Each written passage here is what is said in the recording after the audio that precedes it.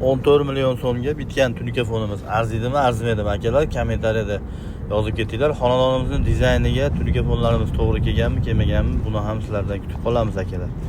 Xo'p, akalar, bu xonadonimizga 2 etajli qilganmiz. Ikkinchi etajli pianinalari bilan, karnizlarida lolalar bilan akalar telefonlarni qilganmiz. Xizmatlarimiz ma'qul kelayotgan bo'lsa, bemalol kommentariyada fikrlarni yozib qoldiringlar.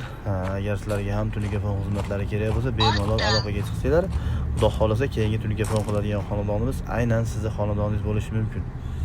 Xo'p, xonadonimizga 100 kvadrat atrofida materialimiz ketgan.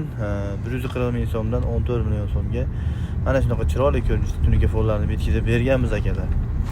Xo'p, bir narsani e'tiborga olib qo'yasizlar, ishlatilgan materialning kvadratiga hisoblanadi telefonimiz, joyning kvadratiga emas.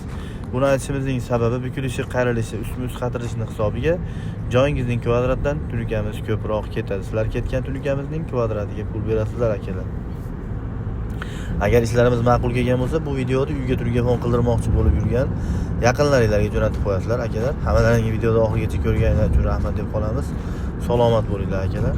Oq hamda mokri rangli tunikamizdan foydalanganmiz. Tarnovlari o'zi bor ekan, biz tarnovlarni qilmaganmiz. Rahmat, salomat bo'linglar akalar.